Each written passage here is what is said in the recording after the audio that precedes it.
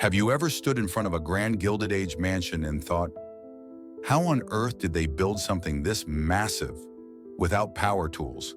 No cranes, no drills, no concrete mixers, just rope, timber, steam, and human grit. It's a question that's lingered in the minds of so many of you. How did they lift 20-ton marble columns with nothing but horses and wagons? The real answer? It's more complicated than you might expect, but also more fascinating than most history books will ever tell you. Today, we're diving deep into a forgotten world, where craftsmanship wasn't fast, but it was forever.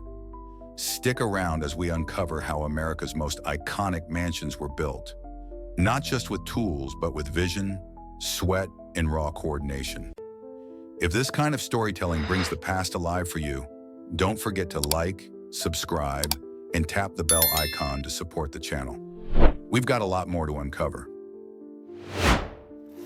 Long before the shriek of power saws or the pop of nail guns echoed through job sites, American builders were shaping some of the most complex homes the country would ever know, by hand. From the massive granite blocks of Gilded Age mansions to the gingerbread trim of Victorian main streets, every joint, every carving, every cornice was crafted through sweat, patience, and pure skill. There were no shortcuts, only pulleys, horses, steam, and above all, human hands. And each mansion's story didn't begin at the foundation. It started miles away, in lime kilns glowing with fire, where stone was burned to make mortar, in smoky forges, where blacksmiths melted iron to shape hinges and handles, and deep in the woods where trees fell one by one, under the pull of axes and long-handled saws. Imagine a team of men cutting down massive white pines or red oaks. No chainsaws, no trucks, just muscle and timing. They squared the trunks with broad axes, then dragged them across the snow or mud using horse teams or oxen. From there, logs floated down rivers, loaded onto flat cars, and sent across the country on an expanding web of steel rail lines. Stone followed the same path. Masons quarried rough blocks, each one marked in chalk with coded notes, a silent message to the craftsmen waiting hundreds of miles away. Which side to smooth, which edge to set, which corner would catch the sun. The railroad was the great equalizer. By the 1870s, if a wealthy estate owner wanted a 20-ton marble column delivered to a remote countryside property, he could have it. Private rail spurs snaked out from main lines like steel limbs, carrying cargo once thought impossible. But once those rails ended, the real journey began. Iron-rimmed wagon wheels shrieked under the weight of carved stone, grinding over rutted dirt roads so heavy that 10 horses might be needed to move a single load. In winter, workers waited for the mud to freeze solid, or turned to wooden sleds, sliding entire tons of stone across packed snow like slow-moving ships. And in some cases, they built the roads before they built the house, just to get the material in. At the site, the machines looked more like playgrounds than power tools. Inclined planes, greased rollers, and hand-cranked hoists. No fuel, no wires, just balance, leverage, and muscle memory. Picture a limestone block larger than your refrigerator, crawling inch by inch along wooden tracks, coaxed forward by crowbars as workers slipped fresh rollers underneath like an ancient conveyor belt. Need to lift it? They built three-legged wooden cranes called gins, lashed with iron rings and rope, hoisted by men walking inside giant hamster wheel-sized tread drums or horses circling the capstan. By the 1880s, steam-powered winches began showing up at elite job sites, the breakers in Rhode Island, Biltmore in North Carolina. But even then, these engines only turned ropes. A single missed signal from a rigger could shatter weeks of labor. And since every nail was driven by hand, each timber frame had to be planned with surgical precision. Because one wrong cut wasn't just a mistake, it was 100 wasted hours. Out in forests stretching thousands of acres, lumber crews quartered giant trees and shipped them off to distant mills, where steam-powered circular and band saws, not handheld tools, turned trunks into frame-ready timber. Back on site, master carpenters worked with full-scale templates, laying beams on loft floors, cutting mortise, and tenon joints with handsaws and chisels. Each fit so tight it needed no metal fasteners. A single joint could take hours, but locked together with oak pegs, it could last a century or more. After the Civil War, balloon framing with machine-cut nails took over small-town builds. But not here. In Gilded Age mansions, heavy timber framing endured, not just for strength, but for prestige.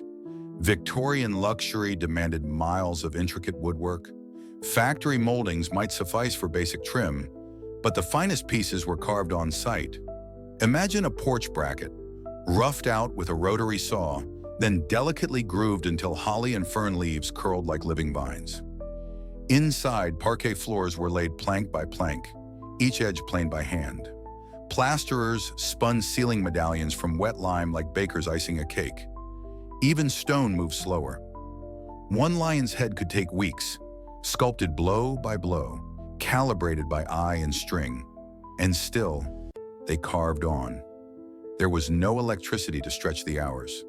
When the sun dipped behind the trees, the tools were laid down, but the site never truly slept.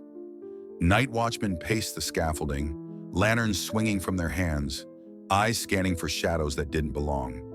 Thieves didn't steal gold. They stole brass hinges, iron latches, hand-forged treasures that could vanish into a coat pocket.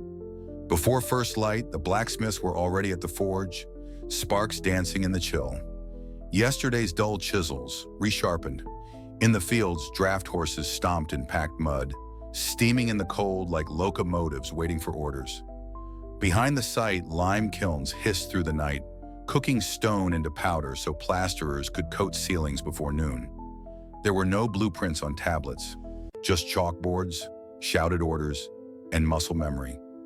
A single miscount on a shipping slate might stop the entire crew, while one foreman raced 10 miles after a wagon that took the wrong turn.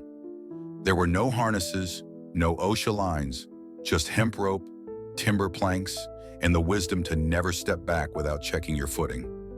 And yet the accident rate was astonishingly low. Because here, caution wasn't a rule, it was a craft. Like the marble itself, it was shaped by pressure. Passed down, not written down. They had no electricity, no modern engines, no digital plans. And yet, they built with more precision, more patience, and more permanence than we often dare to today. These homes weren't assembled. They were composed beam by beam, stone by stone, by people whose names we'll never know, but whose fingerprints are still hidden in the wood grain, the cornices, the quiet strength of the walls. It was a different kind of intelligence, a different kind of bravery. Not the kind that charges forward blindly, but the kind that endures, quiet, deliberate, and carved by calloused hands in dim morning light. What they left behind wasn't just architecture, it was rhythm, memory, a code written in craftsmanship, and passed down not in manuals, but in muscle memory and respect. So next time you walk through a place like this, pause, look closer, because behind every hinge, every carved lion's head, every groove in the floor, someone once made a choice, by hand, with care. And now a question for you. If you had to live just one day in that era, do you think you'd make it through? Or would you learn something no one teaches anymore? And if you feel that pull to keep searching, don't forget to like, subscribe, and turn on notifications so you never miss a step in our journey to uncover what still hides on this earth. Thank you for watching, and I'll see you next time.